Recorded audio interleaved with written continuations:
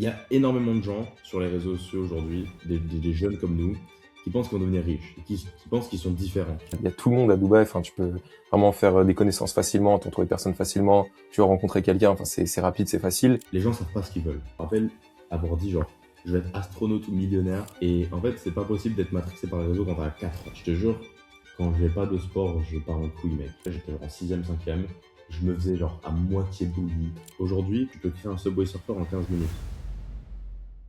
Bienvenue Ethan dans ce nouvel épisode du podcast, c'est un plaisir de t'accueillir. Donc écoute, je te laisse te présenter pour les personnes qui nous écoutent et qui nous regardent. Yo tout le monde, alors pour me présenter rapidement, j'ai 18 ans, je suis expatrié à Dubaï et je fais du software et des apps mobiles. Donc en gros, j'utilise l'IA pour faire des web apps, des apps mobiles. Il y a Roark Max qui est sorti il y a 48 heures, ça te permet de créer un Subway Surfer en littéralement 15 minutes. Donc en gros, je sors littéralement en ce moment genre plusieurs produits par semaine, je m'associe avec des gars, on les market, on fait des sous, c'est cool. Je documente pas assez ça sur YouTube et sur mes réseaux, mais ça arrive. Et j'ai aussi accompagnement, formation par rapport à ça. J'en parle très peu parce que jusqu'à présent, je prenais 3 personnes en accompagnement par mois. Là, je vais sortir une format de ouf avec ma propre plateforme de formation et tout. C'est vraiment cool. J'ai mis beaucoup d'énergie là-dedans. Et du coup, l'idée, c'est de rendre ça le plus accessible possible, d'apprendre tout ça aux gens et puis potentiellement m'associer avec mes meilleurs élèves pour faire des projets super cool. Voilà, mec. Let's go mec, t'as un vrai parcours, t'entreprends depuis très jeune je crois. Ça fait depuis combien de temps que t'es à Dubaï? Dubaï, la première fois que je suis arrivé, j'avais 15 ans. J'allais avoir 16. Et puis là, du coup, je suis sur ma 3e année. Donc voilà, mec. Ok, super. Et je crois que quand t'étais jeune, du coup, t'as fait pas mal de muscu, de power, si je me trompe pas, c'est ça? Ouais, ouais, c'est ça. J'ai commencé la salle après un break-up à genre 14 ans. Et en fait, j'ai toujours kiffé beaucoup plus la force. Et en fait, j'ai toujours fait des pompes chez moi. Et du coup, quand j'ai commencé la salle, j'étais direct chaud au bench. Parce que genre, je connaissais le mouvement, tu vois, avec les pompes. Et genre, dès que je suis arrivé, j'avais genre 70-80 au bench. Alors que j'avais 14 ans et je faisais 60 kilos, tu vois. Donc c'était pas dégueu. Et du coup, j'ai spam le bench. Après, du coup, j'ai découvert le power. Donc, j'ai voulu faire du squat, du deadlift. Je me suis arraché le dos, je sais pas combien de fois. Le squat, terrible. Donc, j'ai un point fort bench de ouf. Mais ouais, j'ai fait ça pendant un an, comme ça. Yes, super. Et aujourd'hui, tu fais quoi comme sport à peu près régulièrement c'est quoi les sports que tu kiffes faire en ce moment? Mec, j'ai j'ai pas mis de cœur dans le sport, entre guillemets. Enfin, ce que je veux dire par là, c'est que je pourrais aller tester un sport par semaine et faire de l'escalade, faire du sport de combat, faire des trucs qui me plaisent. Pour le moment, j'ai pas encore mis trop d'énergie là-dessus. Pour le moment, je vais juste à la salle 5 fois par semaine. Ok, ouais. Et puis je spam les steps, quoi. Super. Pour revenir un peu à ton parcours, si je me trompe pas, t'as grandi en Angleterre, c'est ça? C'est ça. Ouais. T'as grandi jusqu'à quel âge en Angleterre? De mes 0 à mes 8. Ok. Et c'était quoi un peu ton déclic, tu vois, où tu t'es dit, enfin, est-ce que t'en as eu un d'ailleurs, où tu t'es dit, ouais, je veux entreprendre, je veux lancer le business, je veux faire de l'argent tout seul? En fait, il y a un premier point, c'est que quand j'étais en Angleterre, mec, j'ai un souvenir. En gros, dans mon école, ça s'appelait Trinity School, juste à côté de Badminton. Et en gros, je me rappelle à un moment, j'étais genre sur l'espèce de mini mur d'escalade de 3 mètres de haut dans la cour de récréation. Et il y a ma prof qui est venue me voir. Genre, j'ai vraiment un flashback comme ça, mec. Ça paraît trop bizarre d'y repenser. Mais ma prof, elle me parlait de ce que je veux faire plus tard. Et je me rappelle avoir dit, genre, je vais être astronaute ou millionnaire. Et en fait, c'est pas possible d'être matrixé par les réseaux quand t'as 4 ans, tu vois. 4 5 ans. Ouais, clairement. Peut-être j'avais moins, peut-être j'avais plus. Genre, je n'ai aucune idée, juste un flashback comme ça. Et donc, j'ai pas forcément eu de déclic. J'ai vraiment l'impression que c'est inné. Une part qui est innée. Mais après, j'ai eu des déclics dans le sens où, tu vois, par exemple, quand c'était le confinement, j'avais 12 13 ans, que j'étais dans ma chambre, que je jouais aux jeux vidéo, etc. Il y a vraiment un moment où je me suis dit, j'ai tout. En fait, un moment, j'ai commencé à stresser. Parce que je m'étais toujours dit que j'allais être riche. Comment je pourrais te parler de ça facilement? En gros, il y a énormément de gens sur les réseaux sociaux aujourd'hui, surtout à cause des réseaux sociaux, des jeunes comme nous, qui pensent qu'ils vont devenir riches, et qui pensent qu'ils sont différents, qui pensent qu'ils sont un peu Yes. l'élu. Et moi, j'ai un peu eu ce truc, et c'est pour ça, je pense que pendant longtemps, j'ai eu peur de mourir, j'ai eu de la déréalisation, j'ai eu pas mal d'espèces de troubles à cause de ça, parce que j'ai eu un espèce de God complexe. Je pensais que j'allais pas mourir, je pensais que j'étais différent, je pensais que j'étais l'élu, je pensais que machin. Et il y a un moment où vraiment, je me suis dit, en fait, je peux littéralement finir à la caisse, à scanner des articles toute la journée, ou à flip des burgers, comme Andrew Tate il dit dans son mème là, si je fais rien. Et en fait, je commençais à grandir, je connais, enfin, je parlais à des gens qui étaient au lycée, des gens qui étaient un peu plus avancés, et je commençais à me rendre compte que même au collège, on me parlait de ce que tu veux faire après, et tu devais t'engager sur des études, sur des trucs d'années, de diplômes, de je sais pas quoi, alors que mec, t'as 13 ans, t'en sais rien, mec. Et, et du coup, il y a vraiment, pendant le Covid, je me suis vraiment dit, mec, genre si je ne fais rien, ça va pas arriver. Et du coup, à partir de ce moment-là, je me suis dit, ok, il faut vraiment que je mette toutes les actions en place pour y arriver parce que, en fait, le problème avec le cerveau, c'est que il sait pas ce qui est vrai de ce qui est faux. Et c'est pour ça que la visualisation et tout, c'est ultra puissant. Mais ça marche dans l'autre sens. Si tu te dis que toute Ouais, la journée, tu vas être clairement, millionnaire et que tu fais rien, bah ton cerveau il est en mode, ah, je suis l'élu, je vais être millionnaire, machin. Mais mec, t'es dans ta piole pauvre. Donc, tellement. faire gaffe. Voilà. Ouais, clairement. En fait, t'as un vrai parcours, ouais, t'as quand même eu cette réalisation assez tôt, et forcément, c'est pas surprenant, tu vois, que t'en sois là où t'es aujourd'hui. Mais comme tu dis, ouais, il y a un moment, il faut quand même bosser et tout. Et toi, aujourd'hui, du coup, donc t'es à Dubaï. C'est quoi un peu ton avis sur la ville à Dubaï? Là, ça fait depuis plus de 3 ans et demi que tu y es, du coup, parce que là, t'as 18 ans, je crois. Ouais, c'est 2 ans et demi, je crois. Mais Deux ça ans et fait. demi? Ok, ok. Et c'est quoi un peu ton avis? Ah, franchement, mec, c'est un des seuls endroits dans le monde qui est en croissance, j'ai l'impression. Où genre, à chaque fois que je reviens à Dubaï, bah, c'est de mieux en mieux, il s'est passé des choses. Et il y a, il y a énormément de gens qui. En fait, ouais, c'est en croissance, tu vois. Ouais, Par exemple, il y a une amie qui est à Dubaï actuellement, elle veut s'installer, elle compare tous les différents quartiers. Et par exemple, Creek Harbor, c'est un endroit en croissance. Downtown, je pense que c'est en croissance, mais en fait, ce que j'ai essayé de lui expliquer, c'est que c'est très mal dit ma métaphore de merde. Mais en gros, que Creek, c'est en t'inquiète, croissance, t'inquiète. qui emménage, il y a plein de Français et tout, c'est cool. Et que Downtown et Marina, ça commence à être de plus en plus délaissé. Je pense que overall, c'est en croissance parce qu'il y a tellement de gens qui emménagent à Dubaï. Mais du coup, j'ai essayé de faire un peu une comparaison avec les pays, quoi. En France, Ouais, ouais. l'Europe, bah, c'est en décroissance. Ici, c'est en croissance. Bah après, c'est une mauvaise comparaison parce que si on regarde juste les millionnaires qui quittent l'Europe, t'as genre UK, France, aux Ouais. US, ils sont positifs, alors que politique, économiquement et tout, c'est quand même. Ouais, c'est sûr. Après, c'est sûr, ouais, à Dubaï, t'as quand même aujourd'hui beaucoup d'entrepreneurs qui s'expatrient, surtout ces dernières années, tu vois. Et donc aussi pour le networking, être entouré de personnes qui ont de l'ambition, qui veulent accomplir des choses et tout, c'est cool aussi. Là, t'étais aux States il y a pas longtemps.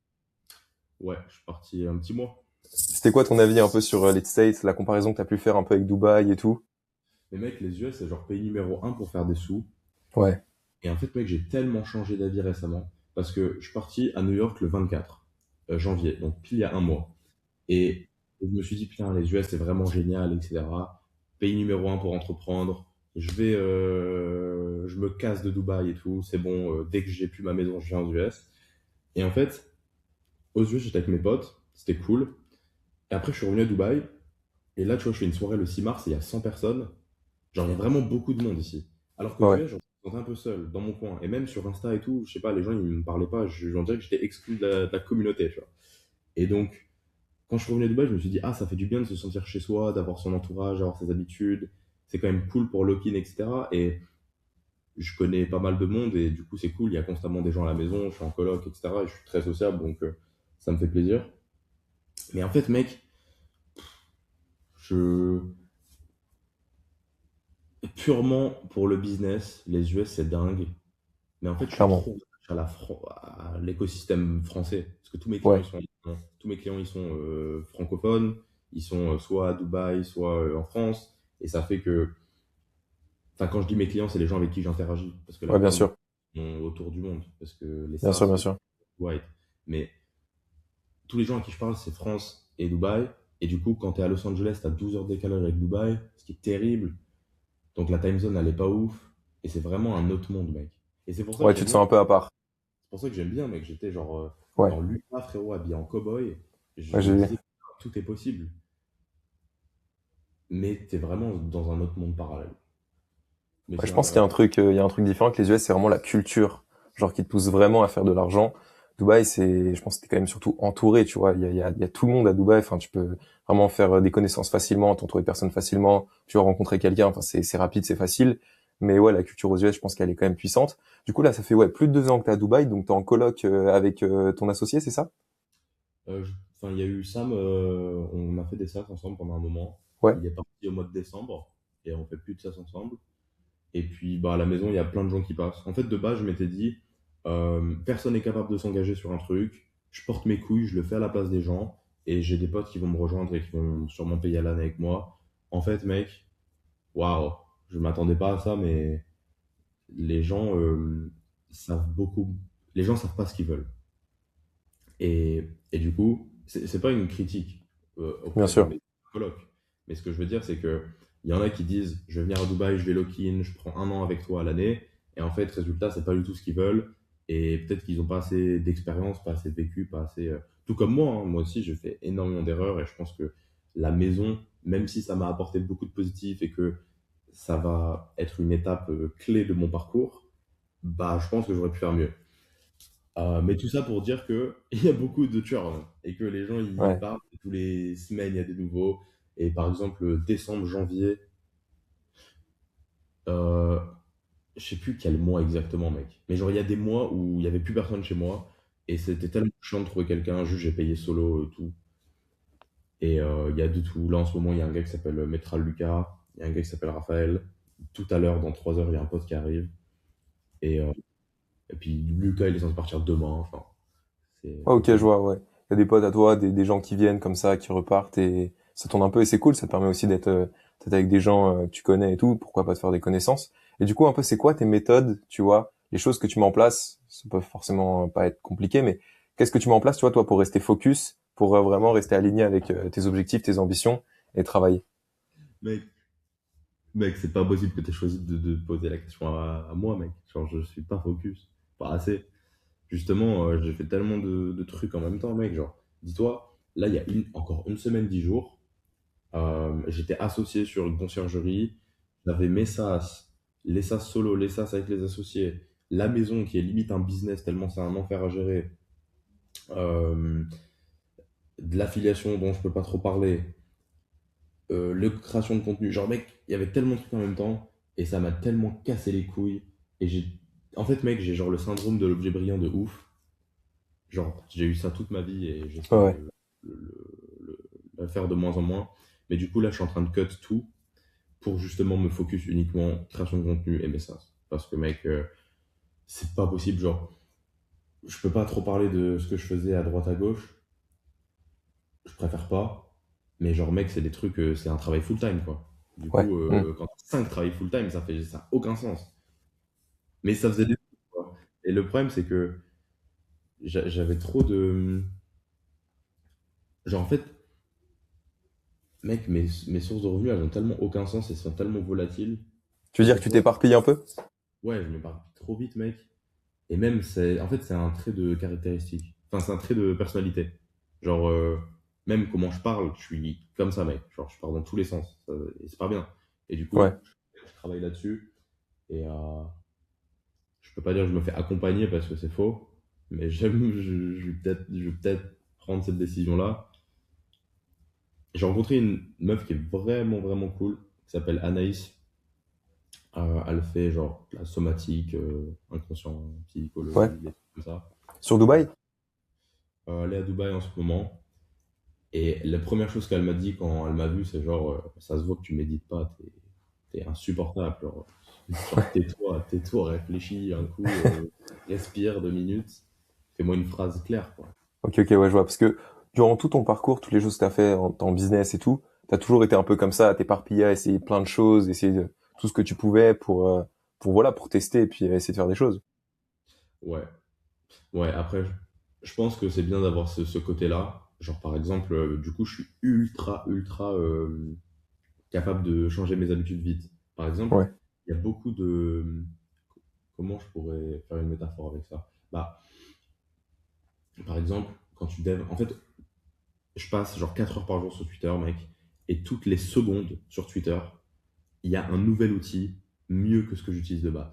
Une nouvelle API pour envoyer des messages, un nouveau environnement de développement encore plus puissant, une nouvelle version de Cloud Code, un nouveau truc pour designer. Et du coup, si t'es fixé, si t'es figé dans tes habitudes, genre si t'es pas capable de changer tes habitudes, de te remettre en question, de tester de nouveaux trucs, genre t'es foutu, mec, parce que ça va tellement, tellement vite. Et donc le fait que je sois complètement ADHD, je pars dans tous les sens, bah, ça me permet de tester genre 100 outils par jour. Et en fait, un truc que j'avais du mal à comprendre il y a encore quelques semaines, mais j'en ai parlé avec un pote qui est très très bon en tech, et il me disait, je passe genre 5 heures par jour à tester des outils et 1 heure par jour à dev. Et je me disais, mais mec, ça n'a aucun sens, tu vois, t'as un ratio 5 pour 1 de dev vs recherche. Et en fait, j'ai commencé à passer beaucoup plus de temps à tester et à rechercher les outils et à les foutre ensemble plutôt que de les utiliser. Et en fait, c'est incroyable à quel point ça compound, à quel point un truc qui est. En fait, à quel point il y a une diff folle entre les différents outils. Et si aujourd'hui, tu es sûr, il y a un gars qui me parlait de Base 44 tout à l'heure, et son sas il était terrible. Tu compares Base 44 à du Claude Code dans Cursor, toute nouvelle version, les abonnements les plus chers, les bons prompts, etc. Il y a genre un écart de fois 100 mec. Genre fois 1000. Parce que, Ouais, je vois. en fait, c'est dingue à quel point ça évolue pas de manière linéaire. Et c'est compliqué à comprendre parce que quand on n'a pas un cerveau qui est capable d'interpréter les trucs exponentiels. Ouais, je vois clairement ce que tu veux dire. Et du coup, comment tu fais, tu vois, toi, pour quand tu travailles, quand tu te poses devant ton PC pour bosser, comment tu fais pour rester productif, malgré le fait que tu vois que tu t'éparpilles un peu dans tous les sens, que t'as des idées, plein de choses qui viennent. Ben, je me pose énormément de questions à propos de ça. Je pense que c'est un sujet ultra intéressant parce que, en fait, aujourd'hui, comme je te l'ai dit au début, tu peux créer un Subway Surfer en 15 minutes. Et du coup, ça te met dans des situations où, par exemple, il y a des années, tu pouvais travailler des mois et des mois sur un projet, dev tous les jours, 12 heures par jour, mettre ton âme dans le truc. Et au bout de 3 mois, tu as une app et avoir la sensation d'être productif. Et aujourd'hui, en 15 minutes avec Rourke, tu es aussi productif. Mais après, tu as genre 11h45 de ta journée qui te reste. Et du coup, j'arrive à faire genre énormément de choses en peu de temps parce que j'optimise de ouf et j'ai les meilleurs outils et j'ai les meilleurs prompts et tout le bordel. Mais d'un autre côté, je me sens pas productif parce que j'ai l'impression d'avoir passé peu de temps. Et Ouais, je j'ai vois pas ce envie que tu veux dire. que il soit utilisé, tu vois. Et donc, en vrai, comment je fais pour rester focus? Moi, j'ai toujours cette image en tête de la grille important, urgent, pas important, pas urgent. Et Ouais, tout bien ce qui est sûr. important et urgent, je le fais le plus rapidement possible, obligatoire. Et après, tout ce qui est important et pas urgent, bah, généralement, je le laisse passer. Ouais, ok, ok. Et genre, au quotidien, un peu, c'est quoi ta routine, entre guillemets, tu vois, si t'en as une, à Dubaï, tu vois, à quoi ressemble une journée dans ta vie, en ce moment? Bah, mec, c'est cool parce que j'en ai mis une en place depuis que je suis rentré, là, il y a 10 jours. Donc, je peux enfin répondre à la question. Parce que pendant longtemps, ça a été le chaos. Mais là, mec, tu sais que je me suis fait matrixer par le Instagram Looks Maxing, Peptides et tout. Et du coup, j'ai commencé, et même là, depuis que je suis rentré des US, mec, j'avais tellement de boutons, j'étais gros. Genre, mec, ils m'ont donné que de la merde à manger là-bas. Du coup, je me suis dit, vas-y, il faut que je change un truc. Donc, carrément, j'ai commencé à faire des skincare et tout, mec. J'ai jamais fait ça de ma vie, j'ai l'impression d'être une gonzesse. Mais, mec, ça marche de ouf. Euh, donc là, le matin, mec, je me réveille, petite douche, petite skincare. Après, je taffe. Je mange, je vais à la salle, je taffe et je dors, mec. En vrai, c'est ça en boucle. C'est juste que maintenant, j'ai une skincare le matin. Mais après, Ouais, il y a mec, quand même une structure. ouais. Après, je sors quelques fois par semaine, voir les copains, je me balade. Ouais, quelque chose de simple, mais efficace. Et du coup, tu fais quand même pas mal de sport. T'en fais 5 fois par semaine, tu m'as dit. Quelle importance le sport a dans ta vie, du coup? Bah, mec, en fait, je te jure, quand je fais pas de sport, je pars en couille, mec. Genre en mode, j'ai AB test 1 million de fois, et en fait, c'est trop bien, ça reset tout, mec. Ça reset toutes Clairement. les émotions. Au moins, si t'as pas été productif niveau travail, tu deviens pas obèse. Au moins, il y a ça. Euh, et mec, c'est cool, hein. Tu brûles des cales. Clairement. L'été qui arrive. Summer body, peut-être. Clairement, clairement. Non, intéressant. Et par rapport à ton alimentation, tu mets des choses un peu en place pour bien manger ou tu fais un peu freestyle? Bah, mec, en vrai, là, j'ai pas fait de cheat meal depuis 2 semaines, je suis content. Enfin, quand je dis pas de cheat meal, c'est genre pas de choses terrifiantes. Ouais. Pas de fast food, pas de trucs comme ça. Là, juste à côté de chez moi, il y a un truc qui s'appelle Mood Food, mec. C'est genre de la purée, du riz, des trucs assez basiques, avec soit du poulet, des crevettes, du bœuf. Bon, c'est pas l'alimentation la plus dingue du monde, mais au moins c'est simple. C'est genre du poulet avec un légume ou du riz ou des pâtes. Ou... C'est pas des trucs transformés. Mais ça, j'ai pas encore passé énormément de temps dessus parce que Parce que, mec, en fait, c'est un sujet tellement vague, mec. Enfin, tellement compliqué à mes yeux. Genre, c'est tellement personnalisé. Et d'un côté, t'as les gars qui disent qu'il faut. T'as les gars qui mangent du lait cru avec du raw liver, du cerveau et des œufs. Clairement. Et t'as Yes. les autres qui lui disent non, faut prendre des seed oils et un peu à la Brian Johnson. Et j'ai pas assez étudié le sujet. Juste, je me dis, bah, mec, tant que je bouffe pas du McDo, ça va. Je pense que, ouais, tu vois, l'alimentation, c'est plus une question d'équilibre plutôt que d'idéal, tu vois, à partir du moment où tu as des assiettes structurées avec un équilibre, source de protéines, source de lipides, source de glucides, tu structures ça bien, pardon, dans ta journée, par rapport à ton effort, tes périodes de deep work, tes séances de sport, tu vois, ça le fait, et ça fait déjà 90% du taf. Les gens se compliquent souvent la vie par rapport à ça. Mais du coup, toi, par rapport au biohacking, tu vois, tu as parlé de Brian Johnson, le biohacking, la santé, tu vois, ça devient de plus en plus à la mode, de plus en plus populaire, même sur les réseaux. C'est quoi ton avis un peu sur ça, par exemple, l'idée de devenir immortel, tu vois? Est-ce que c'est quelque chose qui te parle? Bah, mec, franchement, je pense qu'on est tous d'accord pour dire que devenir immortel, c'est une idée de merde. Enfin, genre, Clairement. ça enlève la valeur à tout ce qui fait la vie, tu vois. Genre, tout perd son sens, quoi, si t'es immortel. Après, de vivre plus longtemps, pourquoi pas. De vivre en meilleure santé, évidemment.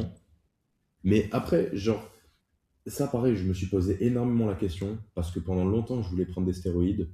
J'ai jamais pris de stéroïdes, mais en allant aux US, j'ai un peu plus compris la mentalité.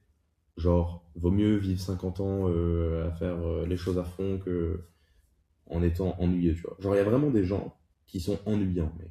Genre, Ouais, oh non, je bois pas une goutte d'alcool. Genre, ok, c'est pas bien de boire de l'alcool. Genre, il y a ouais, tellement clairement. d'effets négatifs, mec, par rapport à ça. Genre, faut pas boire de C'est l'alcool, sûr. vraiment. Mais ce que je veux dire, c'est qu'il y a des gens, ils sont dans leur case, dans leur routine. Ils se lèvent à l'heure, ils mangent toujours la même chose. Ils sont incapables de faire des écarts, incapables de faire des trucs spontanément, incapables d'être cool, de faire des trucs sexy qui sortent Ouais. de l'ordinaire, tu vois. Genre, mec, Sujet intéressant. imagine, mec, t'es avec tes potes dans le sud de la France, tu dépenses trop d'argent, tu prends un jet, tu fais du beach club, t'as une maison de ouf, J'en sais rien, c'est genre que du kiff. Après, les gens ont pas tous la même manière de kiffer. Mais ce que je veux dire, c'est que, genre, c'est des souvenirs qui vont rester là toute ta vie, c'est des moments épiques. Après, ça dépend. Peut-être qu'il y en a, ça les amuse. Peut-être que les moments épiques, c'est du jardinage pour eux, j'en sais rien. Mais, je sais plus c'était quoi la question de base. Non, mais je suis d'accord avec toi. Et moi, j'ai une période comme ça, tu vois, où j'étais un peu trop sérieux. Tu sais, t'es là, t'as ta routine et tu te dis, faut lock in, faut bien faire les choses et tout, faut rester focus. En fait, je pense que déjà, il y a deux périodes. Et comme tu dis, le poison est dans la dose, tu vois. Tu peux clairement faire des petits écarts, t'amuser, faire des trucs cool, tout en ayant quand même, tu vois, une base que tu respectes généralement au quotidien, en moyenne, tu vois, qui te permet, tu Ouais. vois, d'accomplir des choses et de focus. Donc c'est intéressant. Et dernière question, tu vois, pour revenir un peu à ton parcours, je pense que toute réussite dans l'entrepreneuriat et toute chose que tu as accomplie dans ta vie, tu vois, est faite de décisions. C'est quoi, toi, la décision qui, selon toi, tu vois, a eu le plus d'impact sur ta vie positivement? Mec, je pense la décision d'arrêter d'être insociable, mec. Genre, tu sais que, genre vraiment, surtout avec le Covid, en fait, avant le Covid, j'étais au collège, j'étais genre en 6e, 5e, je me faisais genre à moitié bully. Je pensais que ça me touchait pas, mais en fait, si. Genre, en fait, si, ça m'a putain de touché. Et 4e, 3e, j'étais enfermé, lock-in Covid. Et du coup, en fait, j'ai genre une courbe de décroissance de sociabilité jusqu'à plus être sociable. Et carrément, je m'identifie comme ça, je me dis, putain, mec, je suis pas sociable, j'arrive pas à parler aux gens, je pourrais jamais avoir de copine, je pourrais, genre, mec, que des pensées négatives. Et en fait, c'est faux, mec. En fait, personne n'est insociable.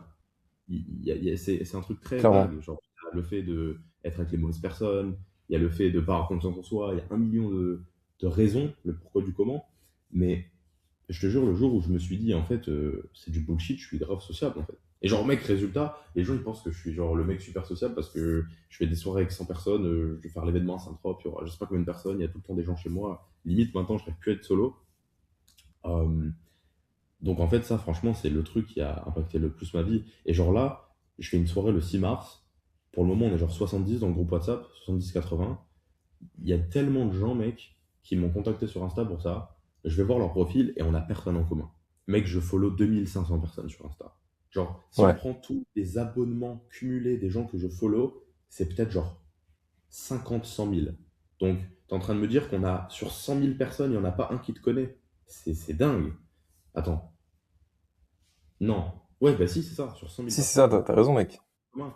Et je me dis, mec, c'est ouf comment les gens, ils ne sortent pas. Et j'ai un pote, je dirais pas son nom, qui galère depuis des années, qui reste stagné, même argent, etc. Son problème, c'est qu'il ne sort pas. Genre, il essaye de être sur les réseaux. Si tu es sur les réseaux, généralement, tu as moins besoin d'aller vers les gens parce que beaucoup de gens viennent à toi. Mais, genre, mec, moi, je suis sur les réseaux et je vais vers les gens. Et ça fait que, genre, je connais tellement de monde, mec. Genre, surtout dans le cercle, dans ma niche. Genre, c'est dingue à quel point je connais tout le monde, mec. Ouais, donc t'as vraiment vu un avant-après quand tu t'es vraiment ouvert au monde en même temps que créer des choses. Ouais, ah oui, bah, mec, franchement, en même temps, au bout d'un moment,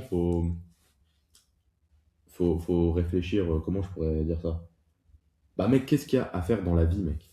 Genre, en vrai, quand tu reviens aux bases, En vrai, l'homme est un être social, c'est sûr. mec, il y a tellement rien à faire, en fait. Enfin, ce que je veux dire par là, c'est que tu peux, genre, explorer la map, manger des trucs différents, voir des couleurs, des lieux, et genre, après, c'est que des interactions sociales, en fait. Et un gars, pareil, je dirais pas le nom, il a fait une vidéo vachement intéressante, c'était en anglais, et il expliquait à quel point tout ce qu'on faisait dans la vie, c'était juste pour ressentir quelque chose. Genre, si tu devenais riche, si tu vas au bout de la réflexion, c'est juste pour te sentir d'une certaine manière. Et en Clairement. fait, il y a tellement une énorme partie des sensations que tu peux ressentir qui viennent juste d'interactions sociales, et ça représente tellement une grosse partie de l'expérience de la vie. Et donc, de se dire je suis insociable, en plus d'être faux, c'est vraiment se fermer d'un truc complètement dingue, quoi. Ouais, Et point super intéressant. tout à l'heure, je parlais d'Anaïs, mec. Elle m'a dit un truc intéressant parce que pendant longtemps, j'ai genre rejeté énormément d'émotions que j'avais. Et, et en gros, je lui disais, ouais, de toute façon, je m'en fous. Mon but, c'est accomplir telle chose. Est-ce que j'ai vraiment besoin d'être heureux? Genre, en vrai, si juste j'ignore à l'infini, est-ce que ça marche pas comme ça? Et elle m'a dit, comment tu peux savoir si genre, tu l'as pas expérimenté? Et ce qu'elle voulait dire, au début, j'ai pas trop compris, c'était comment tu peux savoir que c'est pas ce que tu veux si tu l'as jamais été à 100%. Et après, j'ai réfléchi, je me suis dit, putain, c'est vrai. Genre, je suis en train de dire que je veux pas être comme ça, mais en fait, je n'ai jamais été comme ça, donc je peux pas dire que je ne veux pas être comme ça. Et en fait, la vérité, ce que j'étais en train de dire sans me rendre compte, c'est juste, je suis dans le déni, j'ai pas envie de faire ce truc-là qui me paraît difficile. Ouais, c'est deep. Je sais pas si les gens qui nous écoutent vont comprendre, mais je vois clairement ce que tu veux dire. Et c'est un point intéressant. T'avais fait un mastermind du coup à Saint-Trope l'été dernier, c'est ça? Exact. Est-ce que t'en organises un nouveau cet été? Yes, j'en fais un entre le 18 et le 25 juillet, ça sera 3 jours pendant cette semaine-là. Ok, ok, super cool. Ouais, donc après avoir pris cette décision, tu vois, de te dire, vas-y, je me tourne vers le monde et j'essaye de rencontrer des gens et tout, t'as commencé à prendre des décisions justement pour faire des rencontres. Et aujourd'hui, ouais, tu fais des événements comme ça, networking et tout. Là, t'en as fait un à Halloween, je crois, à Dubaï, c'est ça? Yes. Et là, t'en fais un du coup le 6 mars. Donc, pour ceux qui nous écoutent et pour qui ça intéresse, surtout n'hésitez pas. Je mettrai de toute façon le Insta de Ethan sous le podcast. Et pour terminer, mec, ce que je te propose, c'est de faire du coup, tu vois, une petite liste de questions assez rapide, en 30-60 secondes. Le but, c'est que tu répondes assez rapidement, tu vois, avec des réponses en mode oui, non, d'accord ou pas d'accord, tu vois. Et puis voilà. C'est OK? Allez. Allez, let's go. La génétique détermine en grande partie la réussite. Ah, mec. Non. Tout le monde peut devenir entrepreneur. Non. Travailler dur garantit la réussite. Oui. Le sport est indispensable. Oui. Il faut être égoïste pour accomplir de grandes choses. Non. En devenir immortel dans 50 ans, possible ou impossible? Possible. Le confort rend faible. Oui. L'argent rend libre. Oui. L'avenir appartient à ceux qui se lèvent tôt. Non. L'argent rend heureux. Dans mon cas, c'est un indispensable. Et enfin, dernière question, vivre jusqu'à 50 ans en étant milliardaire ou vivre jusqu'à 100 ans en étant plafonné à 2000 euros par mois? Oh la vache. Bah franchement, j'ai envie de te dire numéro un, mec, hein. Parce que, Vivre jusqu'à 50 ans? bah ouais, parce que si tu vis, enfin, si tu gagnes 2000 balles par mois, c'est genre littéralement impossible pour toi d'être en genre, très bonne santé. Donc, il faudrait voir à quel point la diff entre un mec qui gagne. En fait, je me dis, si vraiment tu optimises à fond ta santé, ton sommeil, ton clarté mentale, etc., genre ta vie, elle vaut tellement plus que. L'écart, il est tellement plus élevé que x2. Ouais, je vois ce que tu veux dire. Et donc pour toi, ouais, tu serais plus d'avis justement à vivre à 50 ans, mais à fond, fond, fond. Ah oui, Ouais, ok. Ok, ok. Bah écoute, merci Ethan pour ce super podcast, pour cette petite liste de questions et tout, mec. C'était un plaisir de faire cet épisode avec toi. J'espère que les personnes qui nous ont écoutés ont apprécié et on se retrouve très bientôt pour un prochain épisode. Allez, ciao. et ciao les gars.